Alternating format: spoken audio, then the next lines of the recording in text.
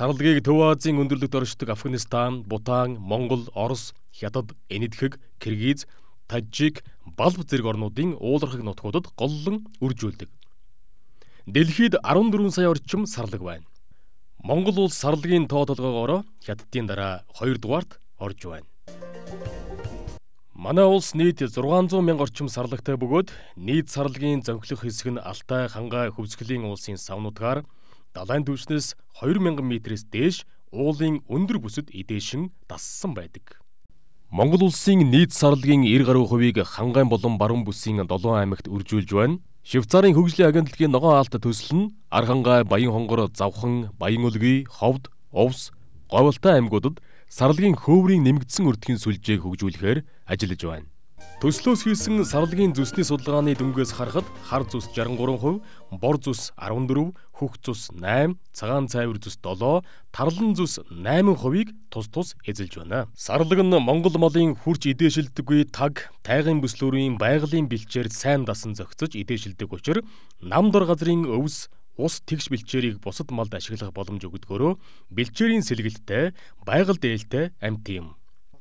Сарлаг урт өтгөн, саваг, сүүлтэй, ноолур ихтэй, сахлаг үстэй, хөлс тосны гуурс, цөөнтэй, сэрэг зузаан арьстай учир биеийн дулааныг гадагш алдах нь бага, хүйтэнд гой төсвөртэй амьт юм.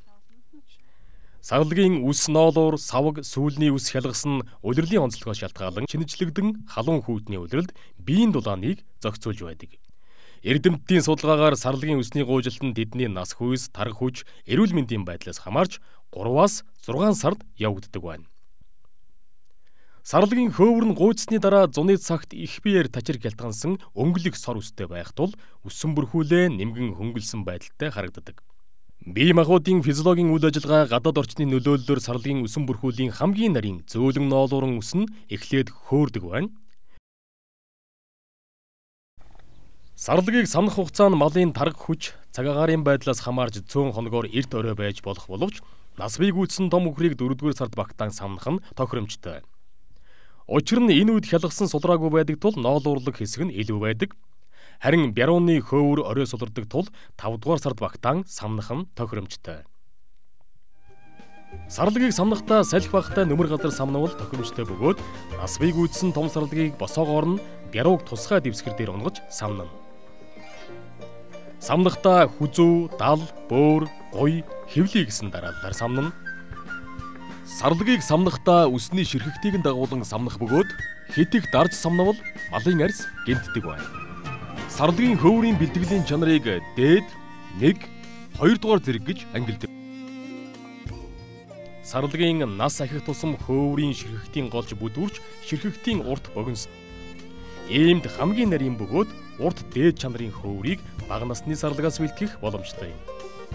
Сарлагын бяруунаас 400-аас 450 г, шүдлэнгээс 700-аас 750 г, нас гүйцсэн сарлагаас 400-аас 500 г, бухнаас 700 г хөөвөр гардаг байна. Боловсруулах үйлдвэрт малчтын гар дээрээс бэлтгэгдэн ирсэн хөөвөр нь ангилан ялгах, угаах, хялгас ялгах, эерэх, сүлжих, оёх, гүйцэтгэн боловсруулах дамжлагуудаар дамжин эдсийн бэлэн бүтээгдэхүүн болж хэрэглэгчдийн гарт очдог. Хөөвөр нь уян зөөлөн чанараараа ямааны ноолуурын дараа ордог үнэт түүхий эд юм. Сарлагын хөөврөөр үйлдвэрлэсэн бүтээгдэхүүн нь дулаан хадгалах, эскэрэл тэсвэрлэх чадвараар ямааны ноолуурын бүтээгдэхүүнээс илүү юм. Агаарын солилцоо сайтай уян зөөлөн бүтээгдэхүүн учир өмсч эдлэхэд нэн тааламжтай сэтгэлдлийг төрүүлдэг. Үүнээсээ шалтгаалаад олон улсын зах зээл дээр нэр хүндтэй бүтээгдэхүүн болох магадлалтай байгаа юм а.